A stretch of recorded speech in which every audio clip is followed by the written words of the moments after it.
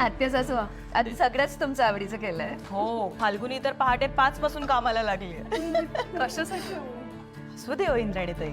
आणि ना तुम्हाला आवडतो म्हणून मी गाजर हलवा केलाय. मला सांगा कसा झालाय.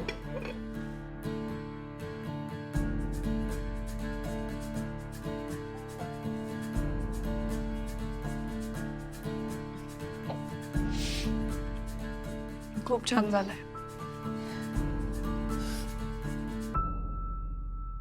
आणि तुम्ही 7 वर्षांनी घरी आलात, पण क्षणोक्षणी तुमची आठवण निघायची. मला आठवत असेल पूर्वी आपण एकत्र जेवायला बसायचो, पण आज तो दिवस आला की पुन्हा आपण एकत्र जेवायला बसलोय. आणि आज एवढ्या वर्षांनी फाल्गुनी पण लवकर उठली.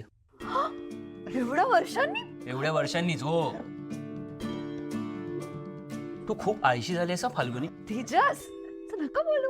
मी म्हटलं ना हो तर हो. आता घरात आल्यासारखं वाटतंय मला. आत्या एक विचारू. आता ह्या मुवमेंटला तुम्हाला नेमकं कसं वाटतंय? तुम्ही ऑलमोस्ट डेथ बेड वरून परत आले. असू दे, विचार. तुम्हाला आता काय वाटतंय? दुसरा जन्म झाल्यासारखं वाटतंय.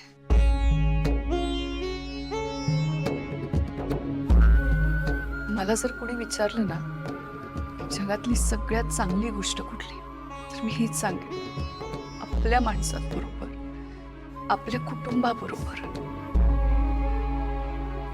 एकत्र आनंदात वेळ घालवणं.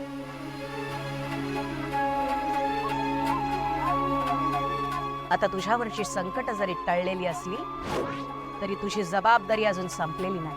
आता वेळ आहे मैथिलीला आधार देण्याची. खरं आहे आत्या. सगळे एकत्र असतील ना तर काहीच वाईट घडू शकत नाही. त्यामुळे काही झालं तरी सगळ्यांनी छान एकत्र राहायला हवं.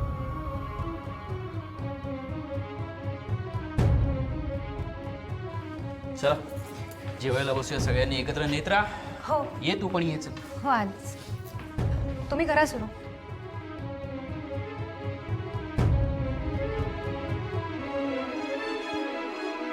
काकू जरा गाजर हलवा दे. आत्या सासूसाठीच आहे, तुमच्यासाठी नाही बनवलंय. ओके अरे चुप. तुमचं चालू द्या, मी आलेच. हा तू कुठे चाललीस आणि कुणाचं पान वाढतेस तू? ईशा रिमासाठी. अगं पण मग त्यांना इथे बोलाव ना जेवायला, मी भरवते त्यांना. नाही नको आत्या, त्या दोघी ना खूप दंगा करतात, तुम्हाला जेवूच देणार नाहीत. तुम्ही आता 1-2 दिवस छान आराम करा, मग नंतर त्या दोघी तुमच्या जवळच असतील. आत्या गेली 7 वर्ष तुम्ही कोमात होतात, तर तेव्हा तुम्हाला काय वाटत होतं नेमकं? मला असं वाटत होतं की मी एक खूप मोठं न संपणारं दीर्घ स्वप्न बघते.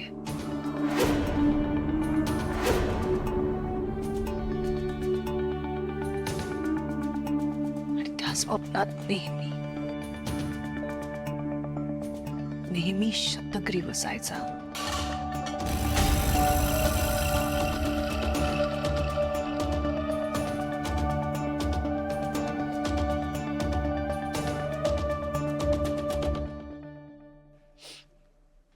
छान झालंय सू.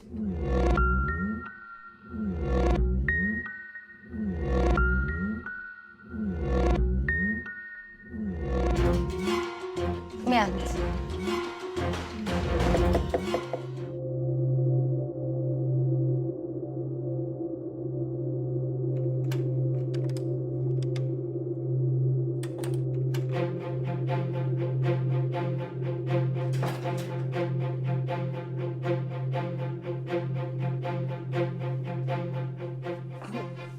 इंद्राणी मॅडम किचन मध्ये असतील ना, त्यांना कळायला नको मी इथे आहे.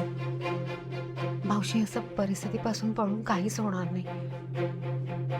कळत आहे मला, पण मला थोडा वेळ हवाय. मी त्यांच्या समोर आल्यानंतर ते कशा रिॲक्ट होतील माहितीये ना तुम्ही. तुम्ही आधी शांत व्हा आणि इथे बसून जेवून घ्या. नाही, मला भूक नाही. असं बोलून कसं चालेल? तुम्ही या, मी काही ऐकून घेणार नाही. मला इथे बसा, जेवून घ्या. इंद्राणी मॅडमनी शतग्रीव बद्दल काही विचारलं का पुन्हा? विरोचक मेल्यानंतर मला असं वाटत होतं की आता सगळं काही सुरळीत होईल. त्यानंतर शतग्रीव आला.